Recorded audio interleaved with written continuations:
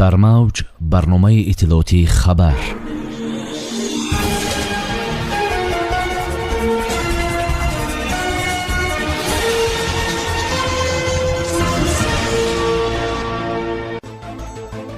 президенти ҷумҳурии тоҷикистон муҳтарам Эмомалӣ Раҳмон ва Абдулқодирзода боз дар феҳрасти 500 мусалмони таъсиргузори дунё шомил шуданд.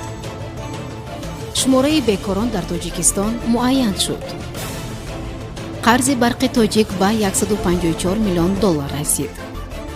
танҳо бо роҳи осоишта ҳал мекунем. роҳбари нави Қирғизистон ба қазияи марзӣ вокуниш кард. ифтитоҳи масҷиди муосир дар Татаристон. бо шарҳи пурраи хабарҳо бо шумо ҳастам Юниса Атамуллоева. салом.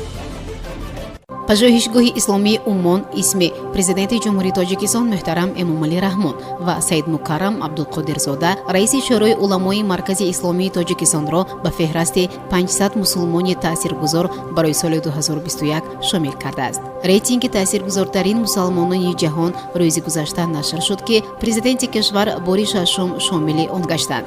исми президенти мамлакат аз соли 2012 ва номи Саид Мукаррам Абдулқодирзода бошад. аз соли 2015 ба феҳрасти 500 мусалмони таъсиргузор роҳ ёфтанд. дар сархати ин феҳрист дар соли ҷорӣ президенти Туркия Раҷаб Таyyib Эрдоғон қарор дорад. пас аз ӯ шоҳи Арабистони Саудӣ Салмон ибни Абдулазиз ва Оятуллоҳ Саид Алии Хоманаӣ роҳбари аъзами Эрон ҷой гирифтанд. оғохони чор Шоҳ Карим Ал-Ҳусайнӣ имоми 49-умини Исмоилиён дар зинаи 39 мақом гирифтааст. ба панҷгонаи аввал ҳамзамон шоҳи Урдун Абдуллоҳи дуюм ибни Ҳусайн Ал-Ҳошимӣ ва шайх Муҳаммад Тақӣ Усмонӣ ки яке аз олимони машҳури исломӣ бошанд шомил шуданд.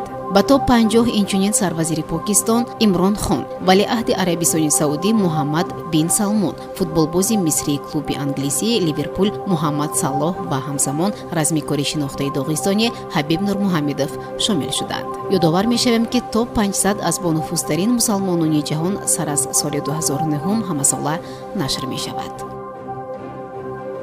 сатҳи расмии бекорӣ дар Тоҷикистон 2,1% аҳолӣ аз ҷиҳати иқтисодӣ фаъолро ташкил медиҳад, хабар медиҳад агентии омури назди президенти ҷумҳурӣ. тибқи иттилои ин ниҳод аз аввали моҳи сентябр шумораи бекорони расман ба қайд гирифта шуда дар Тоҷикистон 50,8 ҳазор шаҳрвандонро ташкил дод. дар айни замон 49,2% бекорон занон буданд. гуфта мешавад ки дар моҳи август 7,4 ҳазор нафар ба хадамоти шуғли аҳолӣ оид ба масъалаи дарёфти кор муроҷиат карданд ки ин нишондиҳанда нисбат ба ҳамин давраи соли гузашта 1,6% зиёдтар шудааст. нерӯгоҳи сангтӯда 1 аз аввали соли 2020 ба бозори энержияи Тоҷикистон аз ҳаҷми пешбинишуда камтар интиқол додааст. сабаб ба коҳиши хариди нерӯи барқ аз барқи тоҷик иртибот дорад. қарзи ширкати саҳомии холдингии кушодаи барқи тоҷик аз нерӯгоҳи барқи обии сангтӯда 1 қариб ба $154 миллион расидааст, хабар медиҳад хадамоти матбуоти нерӯгоҳ. тибқи иттилои расмӣ аз аввали соли 2020 нерӯгоҳ ба бозори энержияи Тоҷикистон 1,6 миллиард киловатт-соат нерӯи барқ додааст.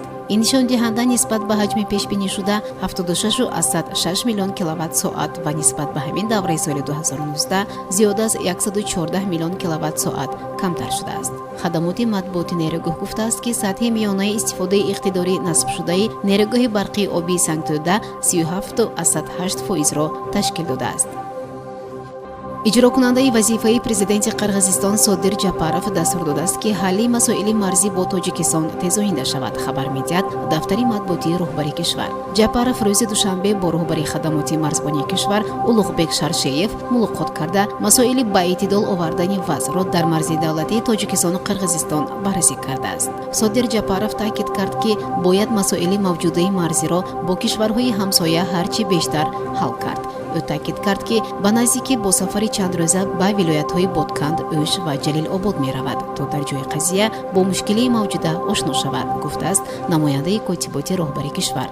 раиси хадамоти марзбонӣ ба иҷрокунандаи вазифаи раёсати ҷумҳурӣ гуфтааст ки дирӯз дар вилояти Ботканд қазияи дигаре бо истифодаи яроқи оташфишон рух дод. ба гуфтаи ӯ шаҳрвандони Тоҷикистон дар мавзеи баҳснок бо таъмири қубури обгузар машғул буданд ва ба талаби марзбонони қирғиз вокуниш накарданд ва бо ҳамин далел ду тир ба ҳаво кушода шудааст.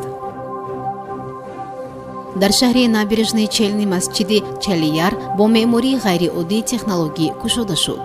хонаи намозгузорӣ барои мусалмонон дар ҷумҳурии Татористон бо услуби муосири меъморӣ сохта шудааст. Дар як вақт масҷид бо масоҳати 450 метри мураббаъ метавонад то 250 намозгузорро ғунҷонад. ибодатхона дар шоҳроҳи федералии Волгаи М7 ҷойгир аст. бинобар ин ронандагон метавонанд низ аз он дидан кунанд. дар ин масҷид шабона рӯзӣ боз буда, мусалмонон метавонанд ҳар замон аз ин макони ибодат дидан кунанд ва дар он ҷо намоз гузоранд. шунавандагони гиромӣ, дар ҳаминҷо барномаи иттилоотии хабар ба поён мерасад. барои ҳар яке шумо тансиятиву хонободиро хоҳонем. хайр. барномаи иттилоотии хабар аз рӯйдодҳои Тоҷикистон, минтақа ва ҷаҳон огоҳ бош.